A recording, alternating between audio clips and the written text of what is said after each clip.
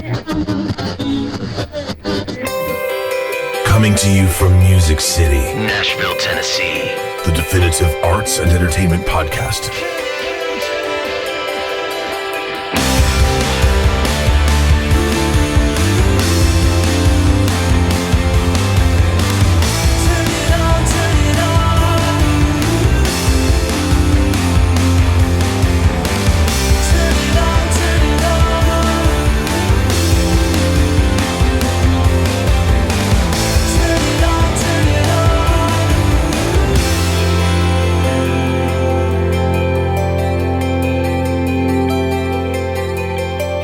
Hello, everyone, and welcome to Turn It On.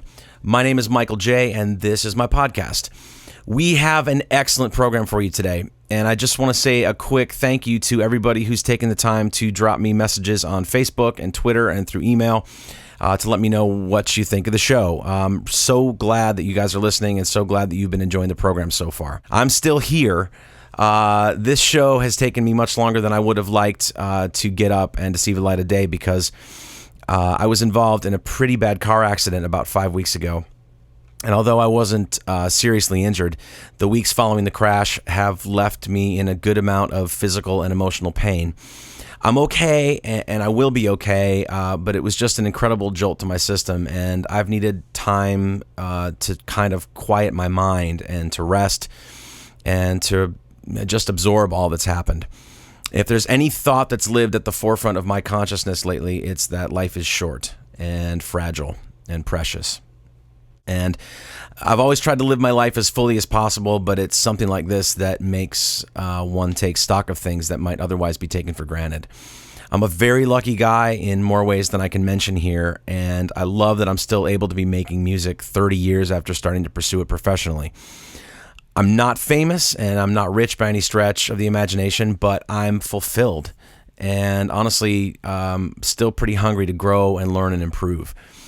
And one of my younger friends who has aspirations in the field of music recently asked me for advice. And he said, you know, Michael, I've seen you sing in a club. I've seen you play guitar on big stages for well-known artists. And I've heard your original music and it's all impressive. But how do I start existing in the business and in Nashville like you have? And how do I get my foot in the door? And the only thing I could really think of to tell him is you've got to love music. You have to love it enough to realize it's probably not going to pay your bills. And you may never be a star or be rich and famous. And all of that has to be 1,000% okay with you. Your only goal needs to be satisfying the hunger inside of yourself. 1 out of every million people gets to have a spotlight in the field of music. And I see it every day in this town. And you might be that one, but the odds are pretty great that you won't. And if you go into it because you love it and you set things like growth and longevity as your goals, and you're able to play and perform and to keep performing, then you've succeeded. And by definition, you are successful. At least that's my definition of it. I've had periods of my life where I've made very little money, but it was all made playing music for people in clubs and other venues, and those were some of the happiest and most fulfilling times of my life. And I've also had periods where I've made a lot of money, and most of it was acquired through doing things other than music or creative endeavors, which honestly left me too tired to do anything but worry about making more money. And those times were not so happy and completely unfulfilling. So like I said, I'm a very lucky guy. I have family and friends who love and support me, and I live in the literal center of the musical universe now. So what more could I ask for? My guest on the program today is drummer Ed Toth, who many of you may know from his work with the band Vertical Horizon. Ed plays drums in the Doobie Brothers now and was kind enough to take time out of his busy schedule to sit down and chat with me. I've been a Vertical Horizon fan since before their breakthrough record, Everything You Want, came out. So it was a thrill to get to meet Ed when I first moved to town several years ago, and to get to see him play here in Nashville on many occasions also. And this year, I actually had Thanksgiving dinner with Ed over at my friend Chris Nix's house, which was a pleasant surprise. So Ed's been on my list of people to get on the podcast since I started it, and after just over a year of trying to get our schedules lined up, we finally made it happen. It's a great talk, so grab your favorite beverage or snack, or pop your earbuds in at your cubicle or on your morning run, or wherever you like to listen, and enjoy my talk with the very talented and insightful Ed Toth.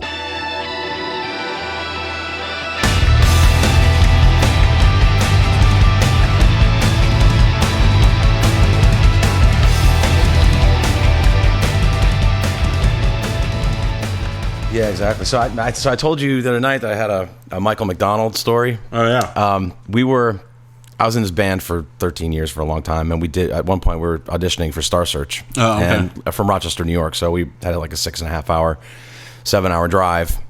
So it was the three of us. You're from Rochester? Oh yeah, man. Yeah. How long what was your time frame for you being in Rochester working in bands? 86, 87 to about 95. And then we relocated to DC. Okay. And lived in DC for, good solid 3 years. You know a Buffalo guy named Seth Horan, bass player? I don't. Now he does the sort of tapping, writes songs and sort of accompanies himself with two hands on a bass guitar. Okay, no, I don't know him. Yeah, I've played in bands with Seth for years. Really? Yeah. Yeah, so we piled in a van with our manager and this really great R&B singer named Keith, who actually he ended up getting on Star Search at one point. Oh, no kidding. So yeah, I know. Well, it was so we had a 6.5 hour, 7 hour drive, and there was there were no cell phones, no nothing. It was Right. all we had was each other's company to kind of pass the time. So somebody came out with a Michael McDonald impression. I don't know if it was Keith or maybe a song came on the radio or something. So that became the sort of centerpiece of humor for the day, and it got us laughing everywhere. For 6 hours we were doing this. So we got to New York City about a couple hours ahead of our audition. And our manager managed to get us a tour of the power station there. Oh, sure. So we went up there, and I want to say the guy that ran the place was John Bon Jovi's uncle or something. He was a real weird kind of. His name was Tony Bon Jovi, but I don't know if he was related. Cousin. So yeah, maybe cousin or something like that. Was that what it was?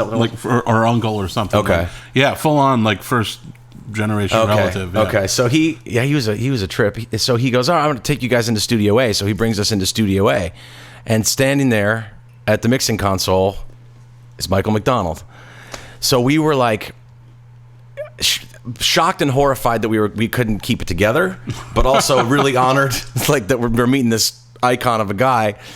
And it was like the weirdest, I mean, imagine that 6 hours you're doing the laughing thing, imitating all that kind of thing, and then suddenly you're meeting him, which was really weird. It was a bizarre day too, and we did the audition at SIR, and before we went in, we were sitting right in front of the restrooms, and out of this door walks the B-52s, and I forget the guy's name, Fred or whatever. Schneider, Fred Schneider walks in the men's room, and then is it Kate? Was it? Yeah. She walks in the. We were like, that just happened.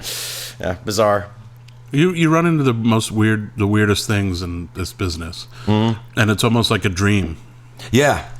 Yeah, if I dreamt that I was at SIR and Exactly. ran into Gene Simmons in the bathroom, and it's like, well, that happened. Yeah, right, exactly. Yeah, it's messed up, but yeah, man, I think my first experience with knowing who you were, knowing Vertical Horizon stuff was like we lived in DC. I think they Oh, sure. the song "We Are" came on the radio, and I almost had to kind of pull over because I thought it was the coolest thing I'd heard. Oh, that's cool. In forever. I was like, what the fuck is this? And then I started kind of doing my research, and I think I went to the record store. There were record stores back then. I went to the record store that day to look for it. I miss them. I do too, man. They're still out there. There's a few cool ones, but the record wasn't out yet, and so I think one of the previous albums, I bought one of the previous albums just kind of like to see what was up, and it was an acoustic thing, and it threw me. Yeah. It was like, well, what's that, so. Oh, I could see that, especially if you bought the first record where it's just the two of them. I think that's what it was. It's like an Indigo Girls record. Yeah. And then, the first track on Everything You Want is We Are, which is just this balls out. Yeah. Which we kind of did on purpose, just to kind of let everybody know, hey, we've changed. Yeah. So how did you end up go back and how did you end up getting hooked up with those Getting guys? that gig? Yeah. Dude, it's the weirdest story, but I'll tell it. And it's going to take a minute. That's fine. So if you're listening, you might want to grab a beverage. We are. So, no pun intended. So I was working at the time, this would have been early 96. And I was working for Borders, Books and Music. Okay, yeah. Speaking of extinct record stores. And they had listening stations, with headphones. And when I first started working for them, it was pretty cool because you could put whatever you wanted to put up in the listening stations. So where was this exactly? So I'm in, it's early 96 and I'm in Boston, Massachusetts. Okay. All right. And the store that I worked at was actually in Chestnut Hill out by BC. Okay. So I would just train out there every day and walk from the Newton Center T-line to this mall, which was called the Atrium Mall. Okay. And there was a Borders in there. And I have such fond memories of that because I would have my, my Discman on my walks or a Walkman or something where I would be listening to music. And I just remember listening to really cool records and Fall in New England is like the greatest thing ever. And, and I have these really wild memories of it being like 96 and walking from Newton Center Station to the Atrium Mall, and I've got like an Ocean Blue record from like 88 on my Discman, and it just was perfect, So I worked there, and we had these listening stations, and as I was saying, at first we put whatever we wanted to in the listening stations, which was really cool, right? Because it's like, you work in a record store, you kind of want to hit people to things that you like, Sure. But of course, the labels got, what a perfect opportunity to sell what we want to sell. And so the positions started getting bought by the labels. Well, before that happened, there was a one listening station that had like 10 titles, which the company, the Borders company, decided we're going to feature like new music. A lot of it was unsigned bands and stuff like that. And I thought that was really cool. So anyway, one day we're stocking up the co-op, the end cap or whatever it was. Yeah. And here's this record, and it's a blue cover, and it's got what's like a finger painting, a big VH on it, and it says Vertical Horizon across the middle. Record's called Running on Ice. It says Running on Ice in small letters in the bottom right-hand corner. And all that stands out is the big VH. And so my manager, Dave, and I were stocking this, and I'm like, dude, look at this. Like, surely the Van Halen lawyers are going to be all over this, Right. What little we knew of the, we'd all read the Passman book, so we thought we knew how the music business worked, right, exactly. Most youngins who read the Passman book do, And it's like, looking back now, it's like, Van Halen doesn't even know that record exists. Oh, right, they don't care. Which I'll tie the story around later. It's pretty funny. Okay. So, we kind of made a little joke about it. Anyway, it turns out later that day, Matt Scannell, who's the lead singer and primary writer in Vertical Horizon, is from Worcester, Mass.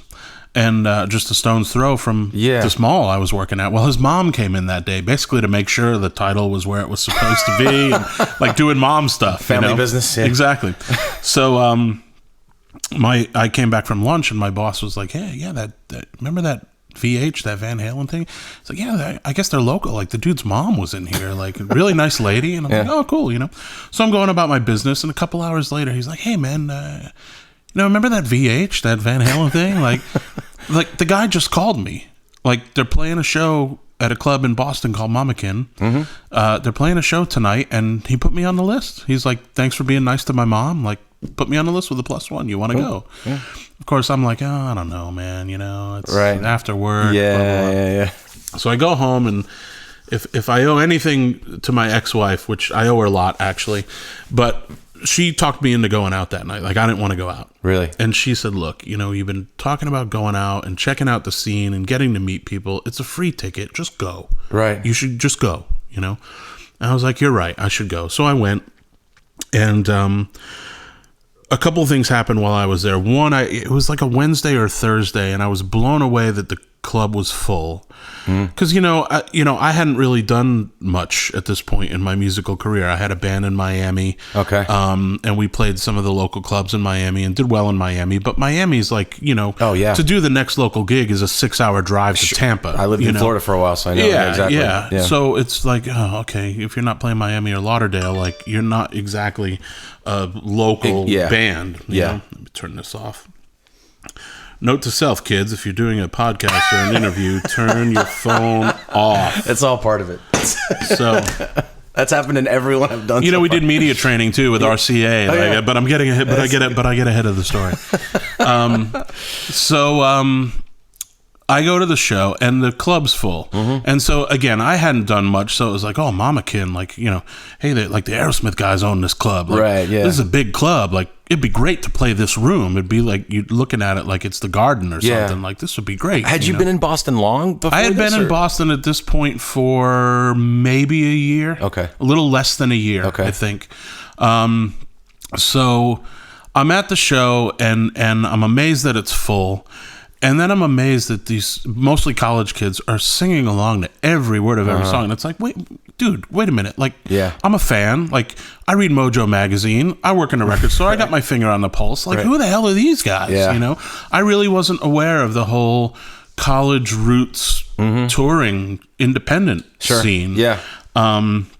Which was huge at the time in the mid 90s, late 90s, So everybody's singing along, and I'm like, these are really good songs. Like, this is good stuff. So while I'm there, I run into a guy that I knew when I went to the University of Miami. Managed to sneak out a music degree at the University of Miami. And while I was there, I knew a drummer, a sort of popular drummer, a guy named Jason Sutter at Miami. He was doing his grad work there. Well, he had done his undergrad work at North Texas. And the guy that was playing with Vertical Horizon at the time had gone to North Texas. So Jason knew him. And Jason was in Boston because he had moved out of Miami. He had gotten a gig with a woman named Juliana Hatfield. You probably remember Juliana Hatfield. So he was playing in Juliana's band, and we had watched him in Miami, like he was on Conan, and it was like, yeah, one of us like made it. This is cool, So he was living in Boston, and so he saw me there, and he's like, yeah, this guy hates being on the road. Like, it was his first tour. I guess he'd been out for about a month, and he was like, I don't like this. I want to go. I don't want to do this. I want to go home. And essentially given the guys his notice, like, when this run is over, like, you need to find another drummer because I'm not interested. So they had asked Jason, and Jason was busy with Juliana. Well, I ran into Jason, and Jason knew I was looking for a gig. He's like, dude, you'd be perfect for this gig. Like, you should talk to the guys afterwards. So that's what happened. I talked to Darren, who was the drummer at the time, and then I talked to Matt. And Matt and I exchanged numbers, ended up talking on the phone. I sent him a tape, which led to an audition, which led to getting the gig. So, and this would have been my first gig with them was in, I think, March of 96. That, I think that's about right, how it all went down. So was the band... That's the quick version. Once you joined, was Sean Hurley in the band at that point? No. There was another bass player in the band at the time, a guy named Ryan Fisher. And it was full on indie. They were touring the Running on Ice record, which was their second record. They'd done like an acoustic duo record. And then Running on Ice was still acoustic bass, but they had added a rhythm section. Carter Beauford from Dave Matthews Band played drums on most of it, and the other guy who played drums was a guy named Lee Nakamura who went to Miami as well. So it was this weird kind of it's funny, the longer you work in the business you realize how small it is. Like any business, I would imagine. Everybody knows everybody. So we toured. I took a leave of absence from my job. At first I was going to do 2 gigs with them. They're like, we got a gig at Nectar's up in Vermont and in Burlington, where Fish kind of started and all that. And we've got a gig at Mamakin, and I'm like, oh, cool! I get to play Mamakin like right off the bat. This is awesome, So, they're like, let's just do those gigs, and we'll kind of take it from there. Actually, looking back, I think those gigs were in February of 96, so February or March. So I may have gone to see them in the fall of 95 before the holidays. But anyway, doesn't really matter. So we went to do the Vermont gig, and the way they were doing it at the time was they played a handful of songs as a band. Keith and Matt would play some stuff. They'd take a break. Keith and Matt would go back out, play a few things, and then the band would come back out. And so I was going to do these 2 gigs, and like, we'll see how it worked. And after the first set, they're like, dude, we got a 6-week tour coming up. We want you to do it. I'm like you passed the audition. Right on. The last stage of the audition process. I was like, great. I'd love to do it, So I took a leave of absence from Borders because I didn't know anything about anything. And I said, look, I have an opportunity to go on the road with this band. It's 6 weeks. I don't want to quit my job. How do I? And my boss, Joan, totally cool woman, was like, well, why don't you just take a leave of absence, and I'll leave you off the schedule for like 6 weeks. When are you coming back? And I'm like, oh, I'm back at such and such for I don't know how long, but you could put me back on the schedule, you know? So that's what I did. And then I went out, and they had an RV at the time, and hopped in the RV and took my turns driving the RV, did the whole learning curve with that, and learned about life on the road. I brought way too much stuff the first time out. Yeah, of course. I brought all my cassettes, you know, and now it's like if I go somewhere for a week, maybe I bring a backpack. Yeah, you know, you get really good at packing light after a while. And we're guys, so like these jeans will do for the week and all that, you know, or longer. Washing clothes in the bathtub and hanging them over the shower overnight. Jeans kind of last forever. Yeah, they do. You know, it's when they stand up by themselves that you're like, I should probably wash these things. You know. So, you know, my jeans drank all my beer, you know, probably time to wash them. Right. So, that's what I did. I went on this 6-week tour, and it was everything I wanted it to be. It was playing music every night. It was, and you know, I mean, these were the old school days. Like we slept on people's floors. Yep. You know, I brought a sleeping bag on the road. Yeah. You know, we slept on people's floors. There was the occasional campground in the RV. And again, there wasn't a lot of room in the RV, so you'd flip or you'd take turns, like you're on the floor tonight. We did the same thing from 97 until 2000. Yeah. It was a van and a trailer, 300 dates a year from actually Key West, Florida, up to Chicago, and as far west as Mississippi and Alabama. And I want to say, it's weird, like the name Vertical Horizon, when I heard it on the radio that time in DC, I was like, okay, this is familiar, love the song. But I want to say people were talking about you guys because they were mentioning, a lot of people would mention Jacko Pierce. Did you guys do stuff with those guys? Well, they Carrie had heard, I think, the first Vertical record and really liked it. And so Carrie got them involved with their management at the time, which was out of Dallas. Okay. And they did a bunch of shows that, you know, Carrie and Jack kind of took them on the road. Okay, they did like acoustic duo things. Okay, so it was kind of, so there was a tie-in there. Yeah, there was a tie-in with those guys for sure, and so that, you know, that goes way back. Their relationship goes back to before I joined the band. Right. You know? So there was that connection, and you know, I mean, that's what it was. We'd all see each other's band names on the same flyers because we're all playing the same clubs. Sure. And it was just such a great, I mean, it was a great scene. I mean, Hootie came out of that scene. They had kind of got signed and made a record at that point. Dave, the Matthews Band had gotten signed out of that scene. Blues Traveler. I mean, I think back now and the bands, and they're all so good. Yeah, well, like Sister Hazel guys too. Hazel, everything. The Pat McGee Band, the Samples, dude. Yeah, the Samples. Best Remember them? Unsung band from that time, in my opinion.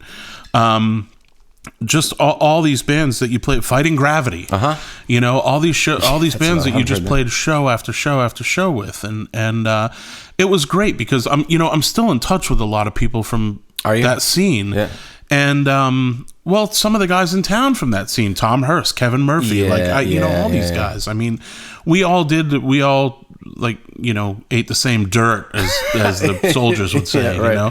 And it was a really cool time, and it was really special. And with everything that happened after the fact, with like major label deal, #1 song, 10 years with the Doobie Brothers, those times in the RV, like sleeping on people's floors, eating shit food, making no money, were the best times. Yeah, they truly were. Like, I wouldn't exactly run back to them tomorrow because I have a couple of kids now and all that.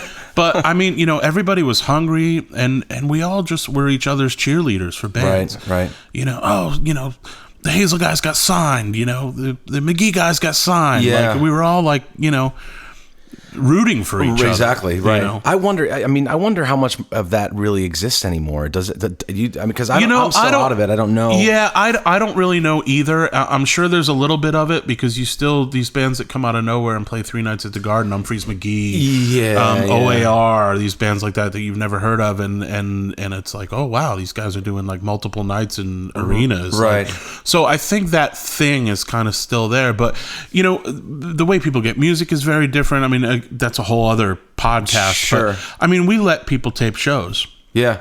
It's like the equivalent of streaming, I guess. Right. You know, tape the shows. We encourage you to trade them with your friends.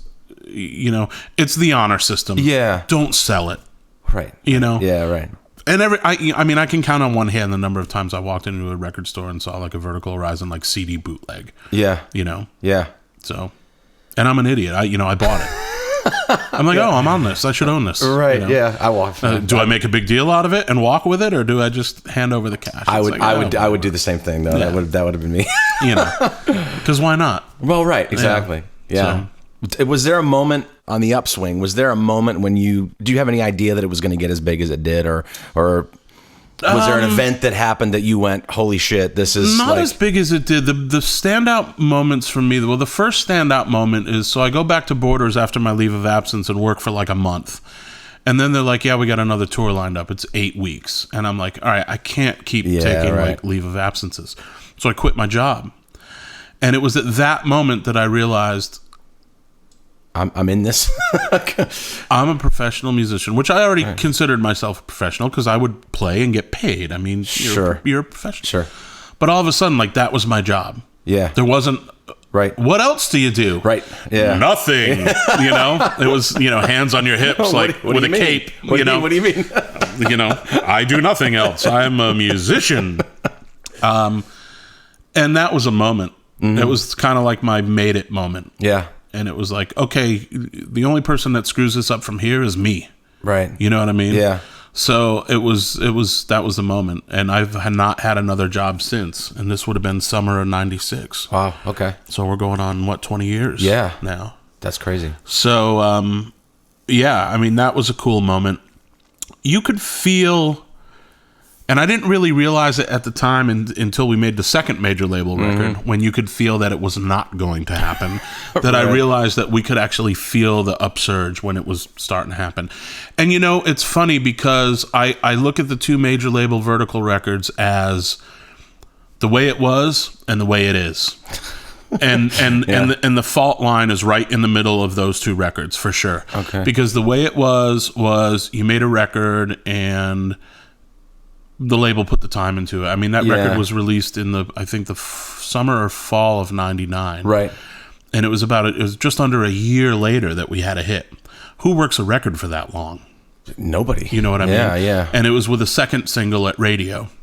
First was We Are. They just went to modern rock. Sure. It did okay. Yeah. Oh, this is kind of cool, whatever. Yeah. Then they released Everything You Want to all formats, and it started to pick up. But it still needed a little elbow. So that's when we started going to like 4 radio stations a day. Yeah. Kissing babies, cutting liners, playing acoustic on all these morning shows, and handwriting letters to program directors like, thanks for adding our song. Right. And man, that stuff went a long way. I bet it went a long way, and we didn't mind doing it. I mean, it was all for the greater good. Well, on a personal note, in that department, when I don't know how long after I heard the song in DC, I was doing acoustic gigs around DC. My band I think had dissolved by that point, and I was gearing up for a move to Florida with the girl that I was with at the time, and I was doing acoustic gigs, and I was a Vertical Horizon fan. I was kind of excited because when everybody else started catching on, I was like, wow, I was ahead of the curve on this one. Right. It's cool. But it was my birthday. Then 6 months later, you're like, yeah, I like the old stuff. No, I both those records are great, man. I like. Funny how people do that. Well, I like the new stuff that Matt's doing as well. I think the record previous to the newest one, I wasn't too much a fan of. I liked portions of it, but I think the new record was really good. Yeah. But my girlfriend contacted the label. And I think you guys were playing in town in DC the same night that I was playing. I couldn't go to the show because I had to gig to make money to eat. Right. And so she reached out to the label. You guys are on RCA, right? Correct. And so she reached out to somebody there, and she said, "Hey, just wanted to extend an invitation to the guys if they're done with their gig early. There's another place across town. My boyfriend's a big fan, and you guys sent I still have it. It's a signed."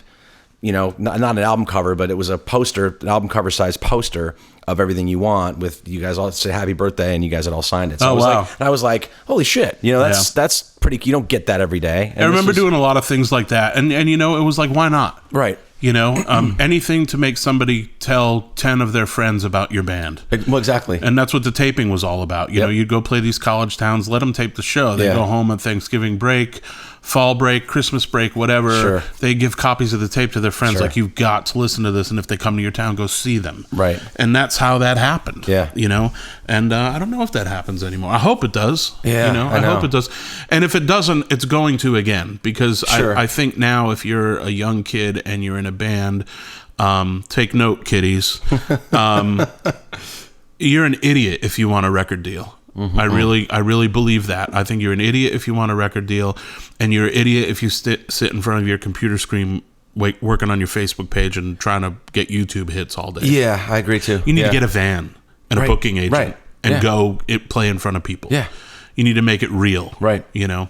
So if it's not what it used to be, I think it's going to come back around. Yeah. Which would be great. Yeah. It'll mean that there'll be that many cool bands. Exactly. Out there, you know? It's funny because Chris Nix and I were out last night at this thing, and it was a cover band. You could tell everybody that was in the audience. I think they'd just gotten back together after so many years of not doing it or whatever. I think, or maybe they do this every year as like a reunion kind of thing. Right. But Chris and I and the place was packed. Marathon Music Works was to the wall. That's a big room. It's too. a huge room, Yeah. and it was packed with people last night. And it's funny, for as long as I've done it, and I've been doing this since 86, 87, and I was in clubs before I could legally, I could be in them. I was playing them, and I love live music. I'm such a fan of, and I don't care what it is. It doesn't matter to me what genre or what, even if the band's like kind of shitty, I'd still rather go do that and go see a band than anything else. And Chris and I were talking last night about music is like this great equalizer of people. It puts you all on the same, if you're in the room with the band, it puts you on the same level. You're all in the same place. You're enjoying the same thing. So yeah, I hope it's still out there too, man. It's a very important thing to me. And I feel like being in Nashville, we're spoiled because, you can go out and see amazing bands every night of the week and accidentally, be eating dinner somewhere and somebody loads in and suddenly it's somebody that becomes your favorite guitar player or your favorite drummer that is just a dude who's setting up on a Wednesday night in some little dive bar. So I hope you're right. I hope it is still. Yeah, it's still good, and I just hope people go out. I have a buddy of mine that's a drummer in New Orleans and works quite a bit, and he had a post the other day about bad news, only 5 people at the gig tonight. Good news, one of them was Elvis Costello. Jesus. Yeah. So you never know who's going to be around. Yeah, right. And that's why you need to be on your game. Well, exactly. And be playing 100% every night, because there might only be 5 people in the audience, right. but one of them might be Elvis Costello. Right. And Pete Thomas is still alive, so he doesn't need a drummer, but you never know. You never know. You never know. We could arrange an accident. Right. Yeah, you just never know who's in the audience and what they're there for. Right. Right. So. Yeah, that's awesome, man. So, maybe it's uncomfortable for you to talk about, but how when you left the band, how you left the band, how did that all happen? Because you guys were, was it just, could you sort of feel that the label wasn't on board? I can only tell my story. Now, it didn't matter to me that the label wasn't on board because we had done it by ourselves. Right. And I was like, fine, we'll just go back to being indie. Yeah. And probably make more money. Mm-hmm.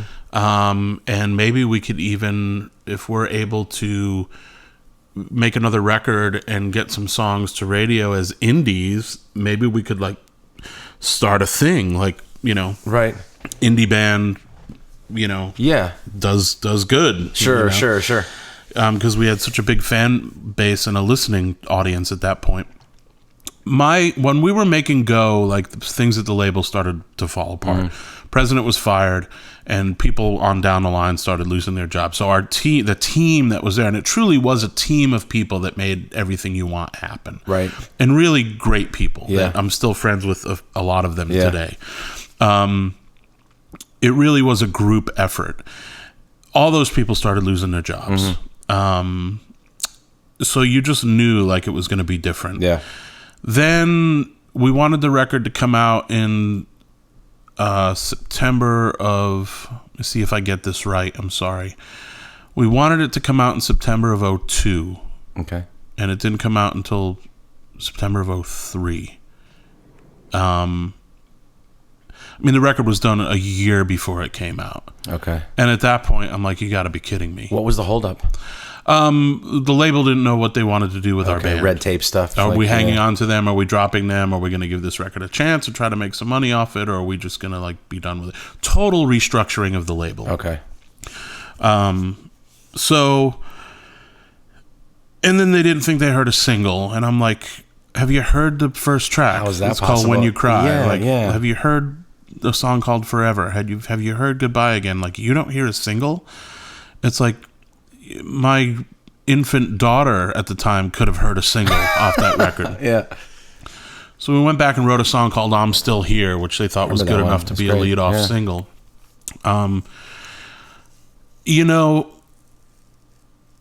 My suggestion at the time, at least the way I remember it, was that I said, well, why don't we just pull a Wilco? Which was, let's not turn the record in and not do anything until they release us from the contract. Now, there are pros and cons to this. Mm-hmm. They could say, well, we're not releasing you from the contract, and then all of a sudden you're XTC and not putting anything out for 7 years. Yeah. Or they say, fine, we don't want you anyway. Sure. But they still own the masters to your record. So it was a tricky spot, but my thing was like, let's just not deliver the record. Let's tell them we want out of the contract. Maybe we can even get another label interested to buy out of the contract and say, hey, a platinum band, we'll take them. Sure. Here's some money. Give us the band. Give us the masters. We'll put it out. Right. That wasn't a popular idea in the camp. So we kind of waited, and then it finally... And this whole time we're waiting, mind you, I felt we should have been on the road, and we were not. So the record came out, and it kind of fell on deaf ears, and radio liked I'm Still Here, but the push wasn't there. Yeah. And the simple fact of the matter is that if you don't have that label muscle, if you don't have the label guys like greasing up the radio stations with whatever it is, money, drugs, trips, independent promotion, they called it. Sure. Which, oh, by the way, all comes back on your tab, your of recoup course. tab. It's just not going to happen. Right. And it didn't happen. And VH1, where's the video?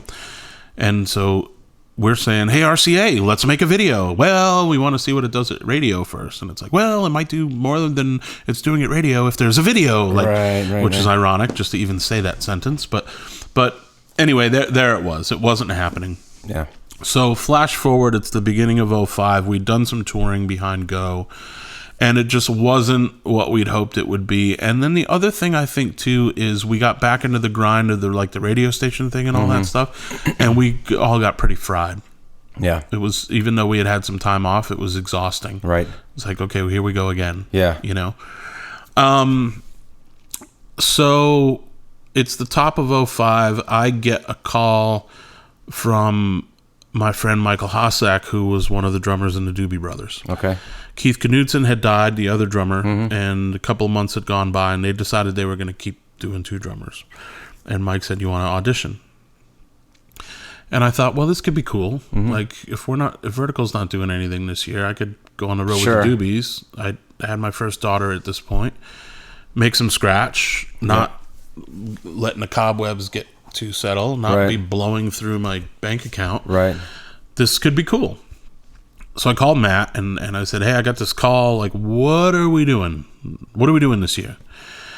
And he sort of let me know, like, he was very disappointed and frustrated with the lack of enthusiasm over Go and the fact that it had failed, essentially, after we had had such success. Sure.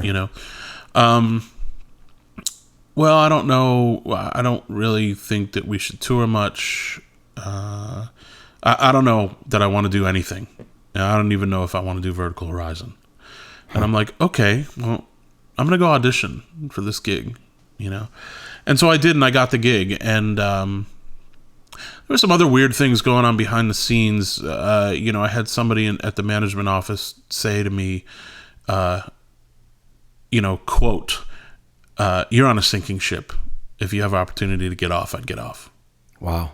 And it was weird because, you dream your whole life of doing what we did in Vertical. Sure. And then all of a sudden it was like, and communication was funny. People weren't talking to each other. And so I just kind of had to look out for myself. Yeah. So was there internal strife in the band as well? Or was Not really. I think the only internal stuff that was going on was the fact that we were not communicating with each other.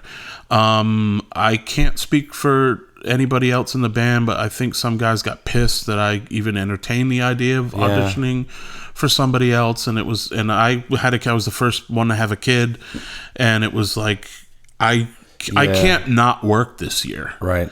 You know, we've done pretty good here. I wasn't a millionaire by any stretch of the imagination, not even close. But like rainy day money is rainy day money. It's not like to pay rent, right? Or the cable bill. No, like, right. I need to go work. Yeah. And I have another mouth to feed now. You know.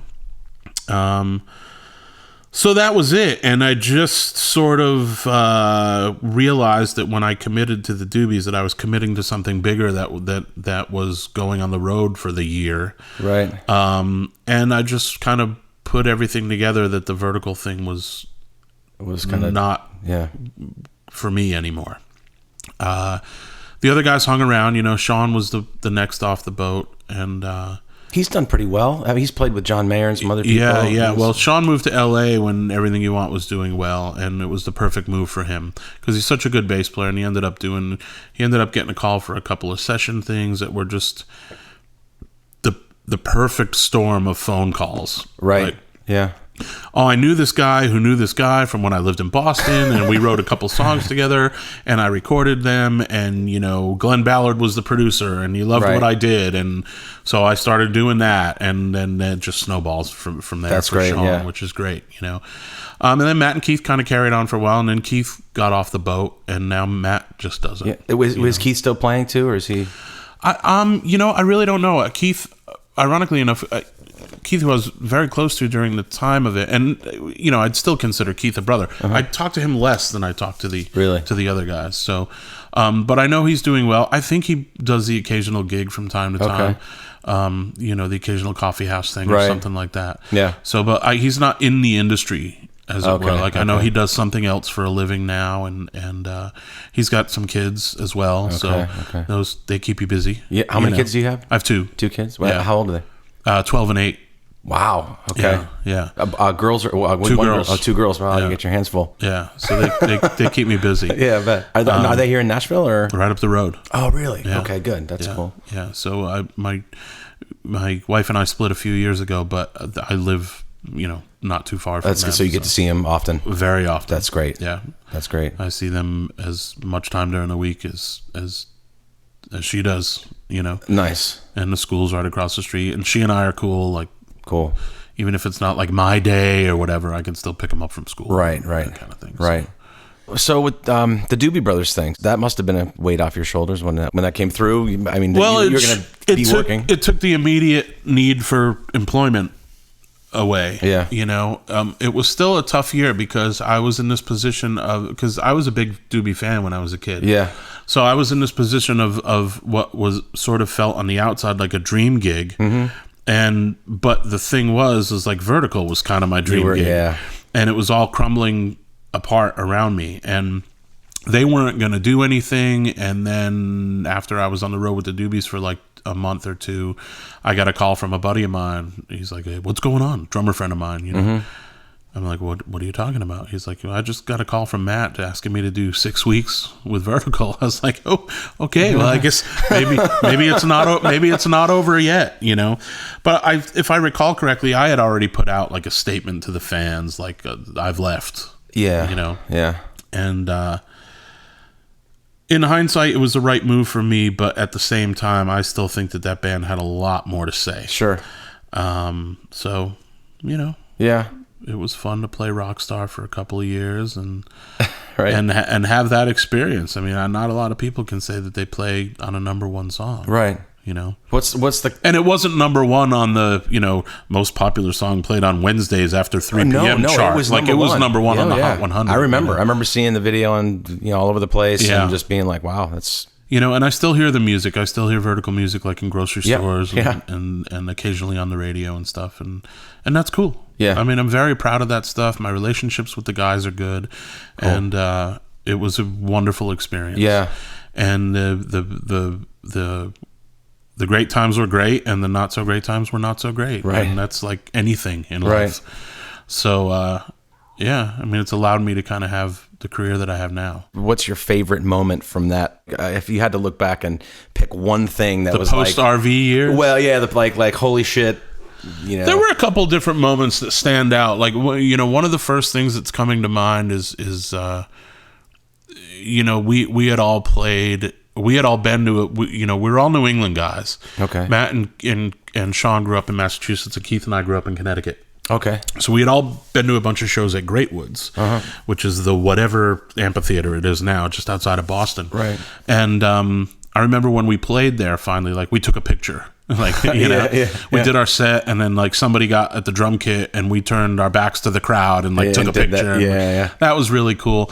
There was a moment, and that ended up being a really, really cool moment, when we got our gold records for Everything You Want, which was certifying 500,000 sales in the States. Yeah.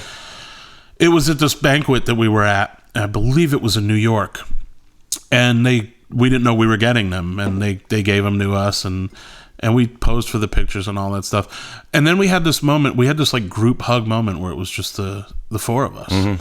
And I remember like a bunch of flash bulbs going off. And by the way, if anybody has a picture of that, let me know, because I don't. I remember a couple of the label people saying, like, you don't see that. Really? Because we had a moment where it was like nobody else was in the room, even though there were like hundreds of people in the room. Sure. It was like nobody else was in the room. It was just the four of us. Like, check this out. Yeah. Like, all the floor sleeping and dumping the shitter in the RV. Like, it was all worth something cool. Like, that's great, man. That's like it's nice. It was a totally cool moment, and I specifically remember like one of the record company employees saying, "Band, you don't see that with bands. It's such a cool thing to see." Well, that makes me feel good as a fan of what you guys do. Oh, and and record company, industry people are too cool for school. Like, you play a show in LA, and it's is anybody applauding? I don't even know. Like, but I remember we were the surprise guest at an RCA convention, and we had taken a private plane in from a show. We flew in from a tour. We had a show the night before this convention, and we had a show the following day. So we like flew in and out specifically to play for the record company people. Yeah. And they're like, okay, so without further ado, like, here's your live entertainment tonight. And they knew it was going to be one of their bands, but they didn't, Right. And we started playing, and like, as the curtain came up, we played You're a God. And like the first few notes, like, you could hear like the cheer. And they all ran from the tables like down to the front of the stage in the room we were in. And I'm like, these are the record company people. Yeah, these are the people who are not record company people don't do this, Yeah. And it was just, that's the way it was with that first record. Right. And it was awesome. Yeah. And I wouldn't trade that for anything. And I hope that there's still something like that in the music industry somewhere. Yeah. Because it was amazing. It was truly amazing. I mean, these people, like I said, they kind of became your friends. I mean, I'm still in touch with a fair amount of these people, and a couple of them live here in Nashville. Okay. Yeah. Play rock and roll trivia at the Mercy Lounge with one of them. Oh, really? This guy Tim Hibbs. Yeah, he was one of the regional guys for RCA. Yeah, and it's just and it's cool now. Like, people will say, like, well, of all the bands I worked, like, you guys were a favorite. Yeah. You guys were so easy to work with. You did whatever we asked you to do. Sure. Like, there was no attitude. And that's the cool thing about Vertical. There were no drug problems. There were no arrests. There wasn't a lot of attitude. And we just went out and did our thing. Yeah. And I would like to think, looking back, did it well. We took what we did very seriously. Right. I think you can tell, for me anyway, like when, and maybe that's the vibe I got when I actually first started kind of seeing you guys. Because I mean, the first impact was this sounds great. This is cool. This is everything I like in a band. Like, great intelligent lyrics. It rocks. It's great harmonies. Great everything. Everything you want. It's everything you want. You like that? See, I do like that. Yeah. I knew that was coming. It was too easy. But I think you can. I don't know. You see bands like Coldplay and U2, I'll use those guys as an example, because you can tell they genuinely like each other. Sure. And I think, I don't know, for me, that I read more into it because I'm a musician as well, but I I like seeing bands that like each other, and I always got that vibe from you guys. That it was like that everybody got we along. did. I mean, it was very sort of family atmosphere. I Yeah. mean, that word gets tossed around a lot, but it was true. Right. And ironically enough, it's when it sort of stopped being like that things got funky for me. Yeah. You know, it was like, okay, there's different things going on Right. here, and I don't know if I want to be a part of this anymore. So, fair enough. Right, sure. Live and learn, forward motion, Yeah. fill in whatever other cliche you want to.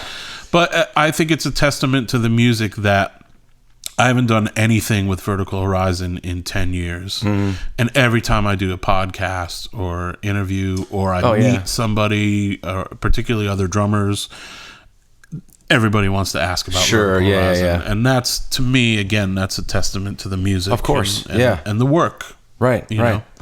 So when did you end up in Nashville? Or did you move to Nashville? I moved to Nashville right about the time I got the Doobie gig. One thing had nothing to do with the other. Okay. I could sense that things were going squirrely with Vertical. I was living in Boston at the time. I had played with some local cats around Boston and stuff, but I could see for the things that I wanted to do and the level that I wanted to be involved in, there was a bit of a ceiling in Boston. Yeah. So I literally took out my notepad and immediately ruled out New York because I've always just thought of New York as like a jazz town. Yeah. I had a kid. How do you get a gig? How do you get a drum kit to a gig in New York? Right. You don't. Unknowing at the time that clubs provided their own gear. And I wrote down like LA, Nashville. And I drew a line down the middle. And I took my day runner and it was like, who do I know in these places? Mm-hmm. And then I took another sheet of paper and wrote L.A. Nashville, and it was a pros and cons type kind of thing. So you honestly did the I literally wrote this paper down. I don't think I saved it. I should have saved it. It would have been something, but I literally did that. Yeah. So I could see it and read it and talk to my wife about it and all this. And so Nashville was sort of the place. Right. And I started doing these weird commutes where I would come down to Nashville. I would drive down from Boston, stay here for like a week or two, meet people, try to play, do stuff, and then go back to Boston. Okay. And it was cool. I met a lot of people. My friend Neoshi Jackson let me live in his guest room in his house, and I'd met Neoshi at a Vertical gig a few years before, and we had stayed in touch, and he was very gracious and helpful to me. And I started working almost immediately with a guy that I knew from Connecticut, a singer-songwriter, guitar player, a guy named Sean Byrne, who had moved here to Nashville. I think I've heard of him. Yeah, I did a few things right off the bat with Sean, which was really cool, and so I started meeting people. And I was thinking, this could be a cool thing, and decided to make the move. Now, it was during the process of doing those commutes that the Doobie thing came up. Okay. And after conversations with my wife at the time, it was like it made sense to make the move anyway. Sure. Like, it can't hurt. Right. We don't know if how long this Doobie thing's going to go on. Right. And so we did. So we came down. So I've been here for 10 years now. And you've been with the Doobie Brothers for 10 years. Correct. Wow, that's crazy. Yeah. Because it's weird for me too. Because it must be for you. Because I think I remember when that happened, and I was like, "Oh, he's in the Doobie Brothers now. Cool." Yeah. And that doesn't seem like 10 years ago. It's 10 years ago. Wow. Yeah. So what's that been like for you? I mean, I know you've gotten to do some. It's been fun. At first it was very like freeing. Mm-hmm. It was like, okay, I'm not a band member, so I don't have to go to meetings, and I don't have to be involved in decisions, and I don't have to do interviews and all that stuff. Which, don't get me wrong, it's great to be in a position where somebody wants to talk to you about your craft and what you do. Sure. But we had done so much of it with Vertical at that point that I was a little burnt out on it. And so it was nice to just be in a position to go play. Yeah. Count to 4 and play my drums and sure, have that be that. It was with a band that I loved when I was a kid. I actually wrote a letter to the Doobie Brothers fan club when I was 11. Did you really? Yeah, true story.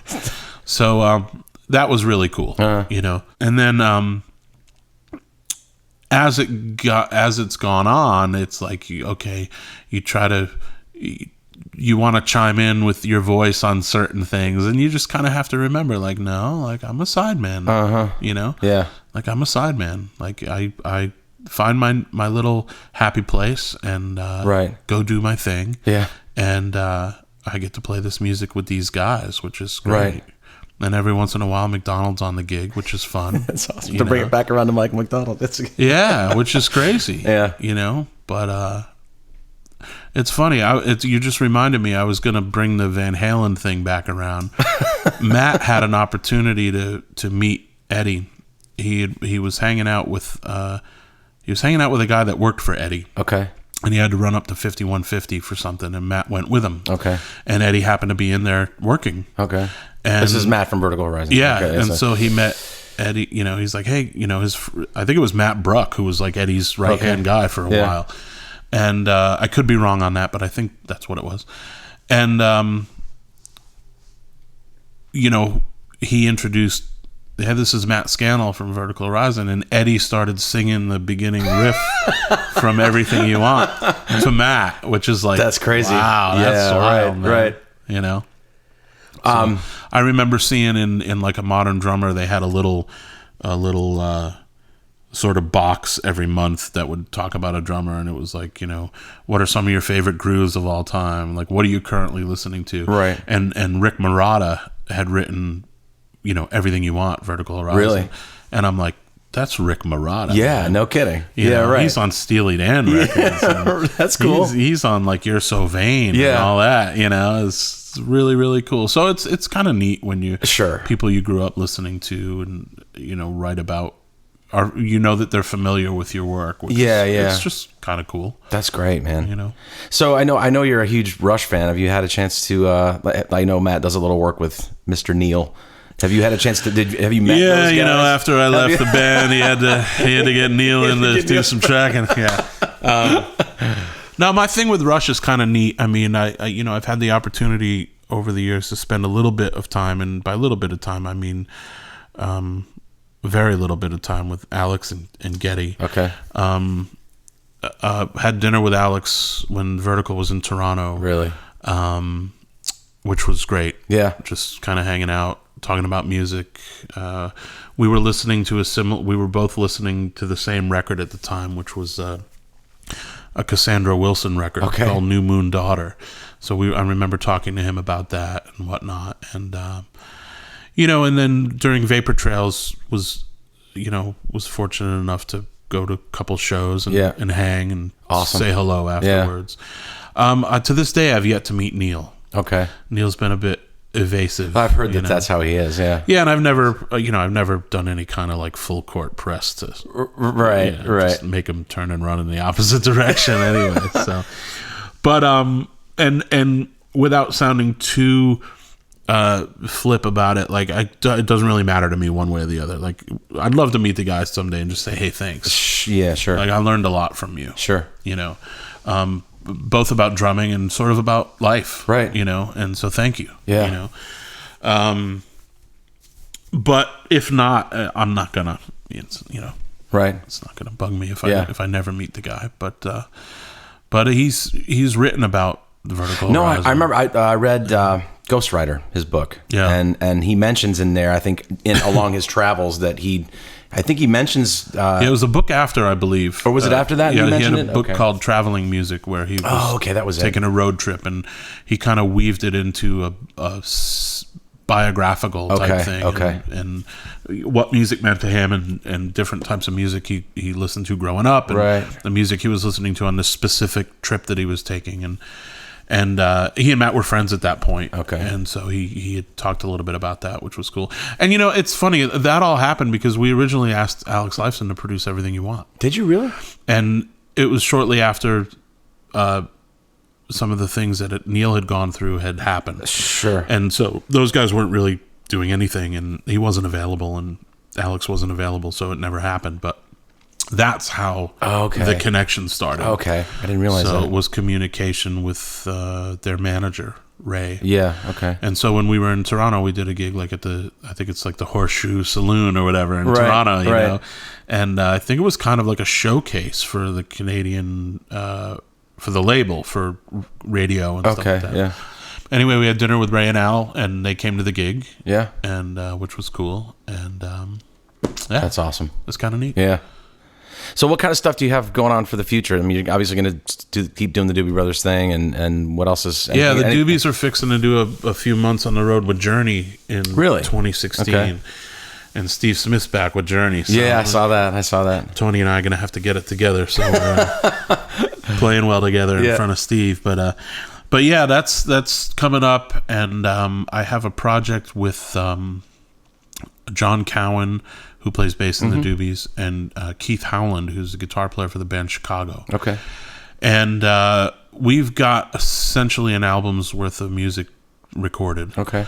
And we're just not quite sure what to do with it yet. What's I know I hate this question, but what kind of stuff is it? What's the genre? Or it's kind of all over the place. Yeah. It's rock stuff, but it's got all the influences of the three of us that you'd think. Yeah. And it all just came out of jamming. We're jamming at Keith's, and one day he edited a few things together and said, I think there's a tune in here, and then it snowballed from there. Like before we knew it, we had. Now this has all gone on over the course of a couple of years, but because of our schedules, if you were to put it back to back, we came up with all this stuff in like a 2-week span. So it's very organic and we didn't overthink it. Most of the stuff we did, there's not even a click track. Like we just did it. Awesome. In somebody's basement, like the way you did it when you were a kid. Right. Which has a charm to it as well. Sure. So we'd like for that to become a thing. Yeah. And, we're trying to figure out the best way to go about doing that in this day and age. And it's probably going to be just to go out and play. Sure. So we've talked to a couple of different management people, and I'd like to get somebody involved that sort of gets what we're doing and can come up with a plan. And all I need the plan to say is you can make a living doing this. Right. Because at some point here, Doobie guys are going to retire. Chicago guys are going to retire. Sure. And like we're younger than those guys. Yeah. And are not going to be retiring. Right. So it'd be nice to have something going that we could just sort of slide into. Right.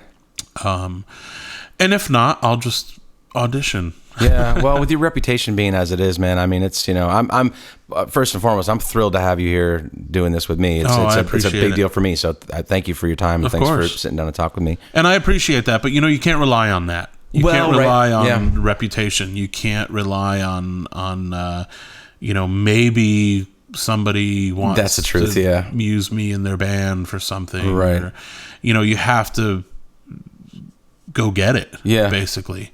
So, I mean, that's why we go out when we're home. Yeah. Because I'm not going to get recommended for a gig because I have a fly website, or because my business card is really cool, or because I have 1 million hits on my Billie Jean cover on YouTube. Don't waste your time, kids. I made that up. I don't have a Billie Jean cover on YouTube. I think you should get one. But that's not why I'm going to get a gig. I'm going to get a gig because somebody ran into me last night and I'm in the front of their brain. Exactly. As having said, I'm looking for work. Sure. Or I'm in town. Or, Sure. Oh, who would be perfect? I just ran into Ed Toth last night. That would be great. Yeah. That's what gets the work. Right. It's not the fact that I played on a popular record 10, 15 years ago. Right. It's not the fact that, the website's kicking, which I don't even have a website, I think that gets lost with some younger guys today. Yeah. Well, the YouTube thing especially, it's out of hand, kind of people just posting videos to YouTube all the time. And some people do make a lot of money that way, and some people do actually have stuff, but I think it's few and far between. And that's great. It's totally few and far between. I mean, when you think of how many millions of people are on YouTube, right? And then the two hands that you can count the people in our specific field or whatever that have managed to make a cottage industry out of it. Right, exactly. And that's great. And I applaud somebody that can do that. But, I don't want to do that. I want to play in a band. Yeah. I want to play songs with people. Yeah. In front of other people who are like forgetting about life, and you're sharing the energy of that moment with somebody. Like that's what I want to do. Yeah. So that's what I will continue to do, hopefully. Awesome. Thank you so much for sitting down with me. I appreciate it. I would say thank you for being here, but we are at your house. We are, It's good to be here. Thanks, and man. not in a hotel room somewhere. Thanks so much, man. Appreciate it. My pleasure. Thanks. Awesome. Thanks for having me. Thanks. I hope you guys enjoyed that conversation as much as I did. Ed is an incredibly sweet, intelligent, thoughtful, and funny guy. and an absolute monster of a drummer, and I couldn't be happier that he made the time to sit down and talk with me. So do me a favor and head on over to our website, tiopod.com, and subscribe. We also have a YouTube channel and a Facebook page, so look us up there as well.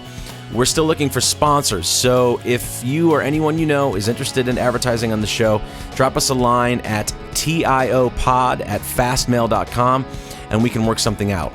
We also have a PayPal donation button on our homepage.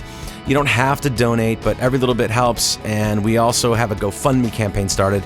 I think we've raised $45 so far. I'm laughing. So if you like the show and you want to keep me here and you want me to keep doing it, drop us a couple bucks if you so choose, and let's see if we can get that total higher. And thanks again so much for listening, guys and gals. I appreciate it. Much more to come. Tell your friends about the show and help us spread the word, and I will see you again next time here on Turn It On.